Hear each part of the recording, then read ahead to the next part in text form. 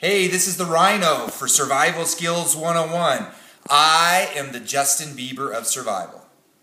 Except I can sing and I'm a man. Anyway, my buddy Jeremiah Clemons is a car salesman. You know, I bought a couple cars from Jeremiah.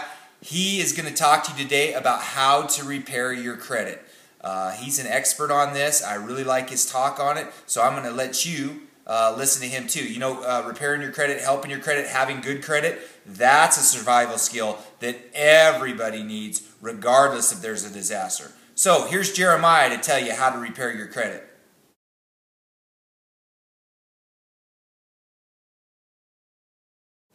I'm Jeremiah for Survival Skills 101, here to talk to you today about building and solidifying your credit, getting out of debt. First thing you need to do is get out of debt. Pay off your credit cards. Figure out which one has the highest interest rate and start making every payment you can towards it, every extra payment. Anything you do that you can cut expenditures, cut frivolous things. If you smoke, quit smoking. If you go out to drink every night, quit drinking for a couple months and start putting that extra money towards your credit card. Whichever one has the highest interest rate, pay it down until it's gone, and then set that card aside. Don't close the account. Don't ever do that. Just set that card aside and don't use it anymore. Take that money that you were paying towards it and put it to your next card, the next highest interest rate, and pay those down in cascading order until you have zero credit card debt. Now, if you don't have credit cards, get a credit card. What are you talking about? Get a credit card. This is how you're going to build your credit. If you have zero credit at all, apply for a credit card, and the companies will issue a credit card. They'll issue a low limit, $300 credit card, something like that, $200, $300. And keep this in mind, a credit card's like a pet dragon. Pet dragons are cool. You let it get too big, you let it get out of control, and it will kill you and your whole family, and it'll be horrible. $300 card. Then, when you get that, I want you to convince yourself that it's really only a $75 card. 75 is 25% of that. In fact, I want you to forget about this $300 number. I don't want you to ever think that it's a $300 card. It's a $75 card. And furthermore, I want you to tell yourself that it only works at gas stations. You got enough money in your pocket right now to put some gas in your car. You've been using your debit card. You go to the gas station, you use your debit card, and you put the gas in, you drive away. I want you to take 2 extra minutes. Use your credit card, pay for the gas, put the gas in, when you're done, get your smartphone. You got a smartphone? Yeah. Take your smartphone and schedule a payment from your bank to your credit card to pay off that amount. Don't spend more than $75 without paying that balance all the way to zero. You want to keep a 25% or less balance on your card because the credit card companies, they want to see you not using the full amount. They keep track of how much you ever use on that, and if you've maxed it out, it shows forever that you've maxed out your credit card. You do this every single time, pretty soon they're going to go, well, this guy maybe he doesn't have enough credit. Let's give him a bigger card. They give you a $1,000 card, but you do the same thing. Convince yourself that it's only a $250 card. Furthermore, convince yourself that it only works for gas and groceries. You're pushing your grocery cart to your car, get your smartphone out, schedule your payment for that day or the next day, and don't spend any more on your credit card until it's paid off, until that payment posts. On your smartphone, your most used device should be, your most used apps should be your credit card app and your bank account app. So you're making sure that those are clearing before you're spending more money than you have. Don't spend more money than you have. It's very bad. That's how you get into debt. This is how you do it with credit cards. Now, that's nice and all, it works, but it's not the fastest way. Fastest way is to pay off a house, but how many times can you pay off a house in your lifetime? 1 or 2 times if you're really lucky. Second fastest way is with an auto loan. Buy a car from a dealership that works with really real banks. Not buy here, pay here's, not we'll approve anybody. Go to a bank, go to a car place, get a loan with a real bank. On your credit, it's going to list the name of the bank, the amount that you borrow, the amount that you owe, the amount of your payments, and the amount that you're past due.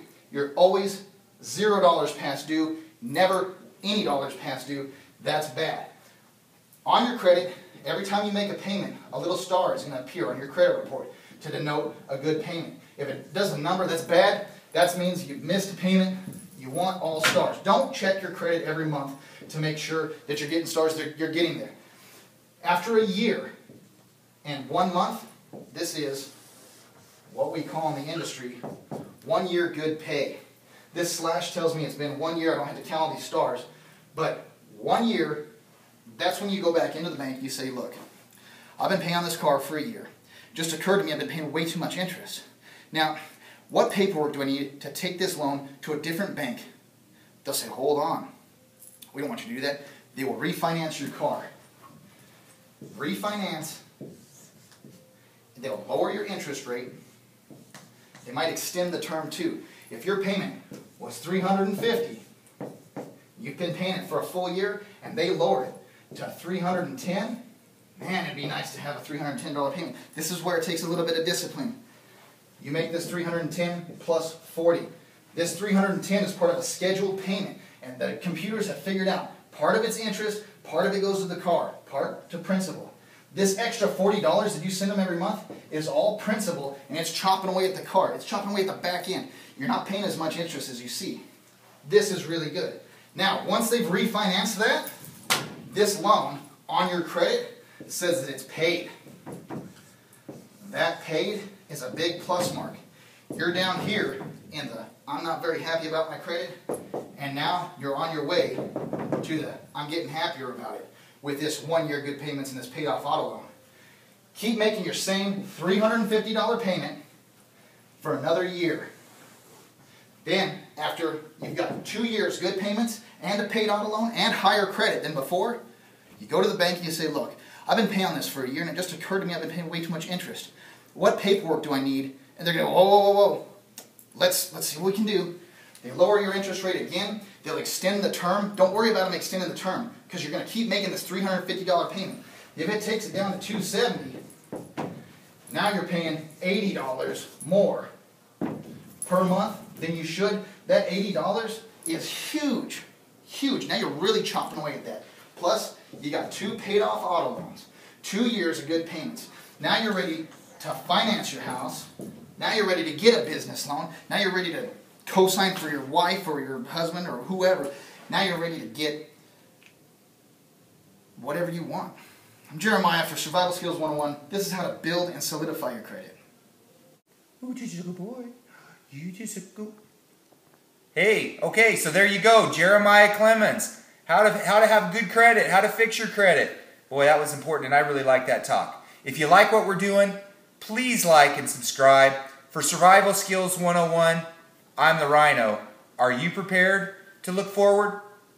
You're just a good boy. Yes, you are. Yes, you are, Rufus.